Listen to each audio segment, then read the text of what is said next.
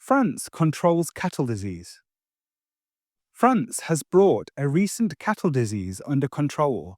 The illness, called lumpy skin disease, spreads through insects and can cause fever, lumps on the skin, and lower milk production. Farmers were worried earlier this summer when many cases were reported. To stop the disease, the government gave vaccines to more than 220,000 cows. This covered almost all herds in the areas of Savoie and Ain.